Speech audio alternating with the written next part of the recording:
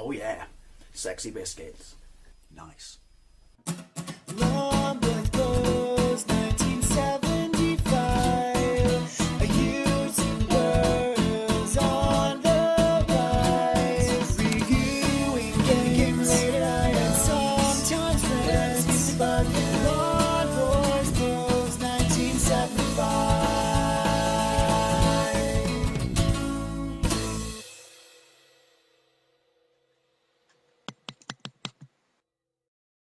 Hey YouTube, Lawnboys Post 1975. It's Wednesday, I've just got back from work. Well, I just got back. In internet time, I've just got back. In my time, I've been back for an hour or so. So it's, time for my weekly vlog, weekly waffle, weekly chat video, if you will. It kind of ties into to some degree, but we'll get to that with my question I have posted up there.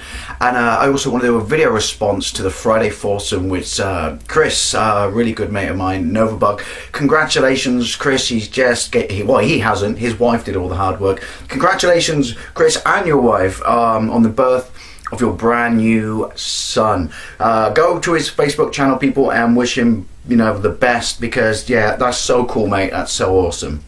Just don't make him support your football team, really. Ooh, burn. Sorry. Anyway, yeah, I'm going to answer his question, which is what my four favourite controllers of all time. But first, yeah, what's been going on this week? Well, I'm still having problems with the internet. It's fucking cold, and it turns out that when it really freezes, I don't know why, because it's copper and shit, but it basically throttles my speed. There's a reason I'm telling you this, because it means I'm going to have to run this through Handbrake a shitload of times to compress the file size. It's why I'm filming in this room with kind of really restricted lights or mood lights, or at least in my viewfinder it looks like a 70s fucking caravan decor, because it's very yellowish, or a 70s caravan where someone smoked a lot. Please excuse me. Cause light is the tipple of the first day off. Hopefully, well, based on touch wood, what it's done in the last few weeks is, as it warms up, then it'll be alright tonight, because I want to do Burhan in the Boy. And as always, I want to hear questions. If you have any questions, I say, no, I don't want to hear questions. I want to hear you talk about, my main question. But if you do have any questions for topics you would like me and Burhan hopefully guest, because after last week when we had Xander Scullion from the XS Gaming podcast on, yeah, it was so much fun. So hopefully, and if you want to be a guest, let myself or Mr. Burhan know on our Facebook pages. But yeah, we would like the format to be, excuse me, Windy Pops. That's not the format. We would like the format to be us plus a guest, plus a guest, when we just talk about, whatever's on our mind, whatever comes up, whatever questions may or may have not come up, or just, just chew the cud. That's the whole purpose of this. It's a show about nothing. It's a really big shoe. Burn calls it a really big show, but that's because I told him it's a really big shoe, as in Johnny Carson, and he heard really big show, and that's when it's called a really big show. Never mind waffling right off the bat, but it is my Wednesday vloggy waffle, so I'm allowed, surely. Kind of ties into the by the way. Sexy! What a fucking amazing t-shirt. Thank you to Panamas, he sent me that for Christmas. Yeah, lost my thread. Yeah, it kind of ties into one of the few people who knows I have a YouTube channel at work, and they were like cading for a load of my old videos, and they were like, dude, you ask a question like every week. Where do you come up with these questions? Do you plan these questions? Do you sit there, scratch your head, and try and think of a question? So the question I want to ask you, which is up there or down there, I really should one day check, or remember at least when I edit a video, which is, where do you come up with the ideas, not just questions, but the ideas for your videos? I would, in my case specifically, that wouldn't be gameplays, because gameplays is a no-brainer. It's something I enjoy doing, and something I like to showcase, some of my favourite games or gems to you. So that idea is just, well, that's just the best case, so basically the case of, playing a video game. It self-writes itself. But when it comes to ideas, when you vlog and stuff like that, or you ask questions, or you kind of do debate and discussion topics or videos, Where do you get those ideas? Do you literally, as the person asked me, do you just sit there and think and think and think and think until you think you may have come up with something that people will find interesting? Do you deliberately try and come up with something that people will find interesting? The reason I ask is I've touched upon this before, but my answer to my mate's question and my answer to this question would be, I don't plan anything, with the exception, the exception of the fact that I try and do one vlog, vlog your wild floor question or debate video a week, which, more often than not, or at least for the last 5 weeks, touch wood, I've managed to get out on a Wednesday because, I don't really have any structure to my channel. I just try and do one vlog, and I'm trying to, keep or adhere that to a Wednesday, but I don't sit there and think of questions. I guess you could argue that either I'm unlucky or lucky in the sense that I work with or I know quite a few ignorant people. Or not even ignorant people. No, I shouldn't say that, although some of them are. You can see that looking at many of my vlogs going back over the years. Christ, I'll be doing this for 4 years next month.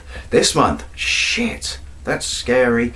Or either people who are just curious, or people who are interested, or people want to know stuff about this community or retro gaming or modern gaming who wouldn't necessarily be inside that envelope. And then also I just hear sort of passive aggressive comments from people and stuff like that out in the wild, video game shopping, which is always a great source for sort of ideas for videos. But yeah, I don't sit there and deliberately try and come up with a topic. I'm fortunate, as I touched upon, or lucky, just to be around people who just naturally provide it. Like the topic for this video just was a happy accident from last night, which made me think, yeah, this is where I structure my channel from. So, not structure, but I get my ideas for these specific types of videos from. So, where'd you get yours from? Do you have a format for your channel? Is it just, anything goes, or is it kind of like mine, which is anything goes, but you try and have some sort of format to it in the sense that at least one type of video a week, not necessarily on the same day every week, or is it just purely for shits and giggles and fun, and gameplay and stuff like that, or just answering people's, community questions, or, high score challenges, or where do you get your ideas for the videos that you make? Now, excuse me, it's Coors Light time. Can't really say that unless it's Miller, can I? My 4 favourite controllers of all time. I was going to try and diversify, and I'm probably going to pinch at least, I've only watched a few of the video responses. I watched T-Rex Space Stations, which was a really, really good response. I definitely recommend go and check that out.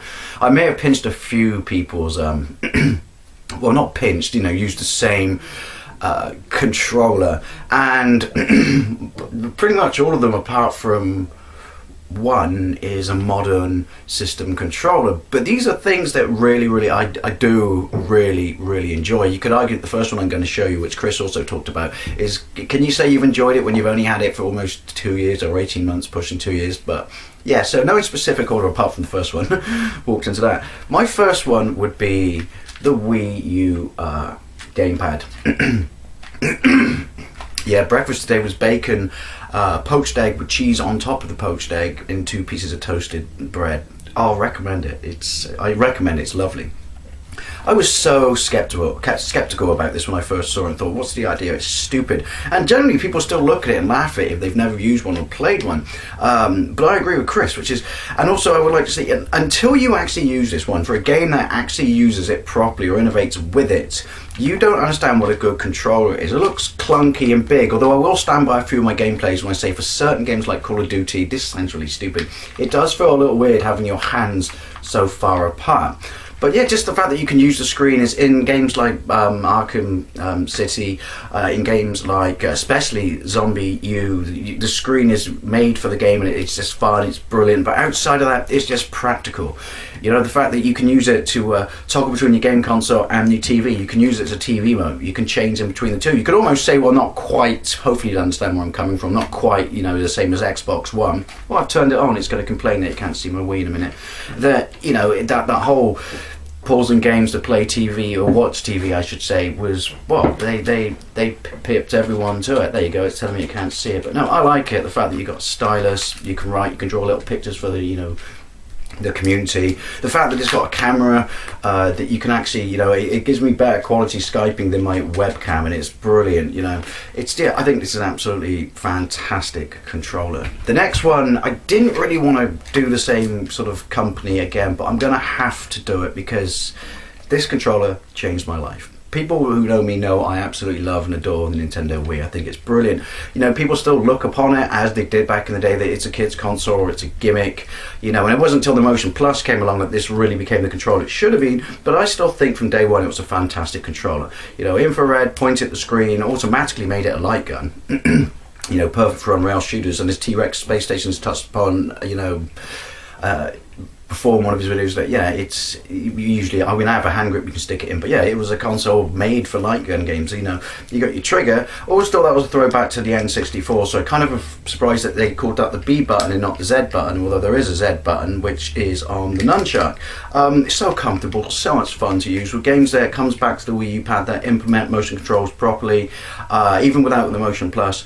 It's just brilliant. And people, and as I thought before I played it, which is, if they're not bolted together, how, you know, how's it going to compare to a normal control pad? Honestly, you don't notice it. You just sit there with it in front of you like that. Brilliant for rhythm games like Punch-Out, by the way. Yeah, just sit there with it in front of you like that. And if anything, it stops you doing the whole Ridge Racer thing where you go absolutely mental, even though you can use Mario Kart with it. But I think this is brilliant controller. All the buttons are in, you know, really easy to access places. You wouldn't think it. Again, it's coming back to the comment where you would think, with it not being joined together, that you couldn't do dragon punches and shit, you know, like in Tatsunoko versus Capcom. But you can.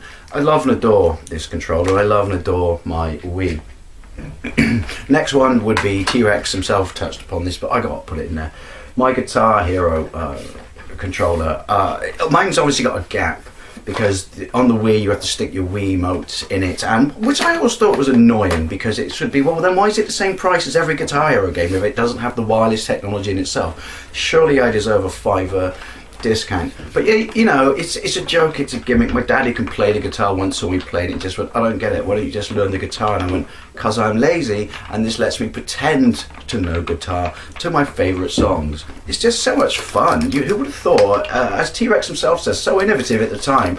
We've moved on since then, and it's almost the fad with these games is kind of dropped out, wow, of the market. But at the time, it was, you know, it really tapped into something, really kind of, you know, touched the vein of something, and we loved it. And you know, it was a really good, and also it was great because it was a community thing where you would play with your mates and stuff. Yeah, I absolutely love and adore this controller because I've played all the Guitar Heroes and I've had so much fun with them. The bottom line is, if you can't play the guitar, there is something about pretending to be a rock star that goes back to your childhood days that ultimately, and I'm sure a lot of adults still do it, that is within everyone. My final controller is a throwback to the classics, which is my Japanese Mega Drive controller. Now you might say that's very, very primitive, but people seem to forget that this was a massive, you know, step up over the Master System. You know, like the TurboGrafx. Well, because that was out afterwards, but it had the 2 buttons sort of set up. Over, you know, the NES, Atari 7800, you know, Atari 2600, all those old school ones that had, you know, either 1 or 2. My argument is pissed out of the water by Intellivision and ColecoVision, but you know what I mean. The 2 button controller is just an A and B, not just because it's got, you know, a C button. Although I still think that there were arcade games out at the time that had 4 buttons, so it should have had, you know, 4 buttons. But yeah, the thing that we forget was, based on all the controllers we had up to this point, they were really square, and as comfortable as they were and are, because I still think the Master System is an amazing controller. And sorry, fan argument.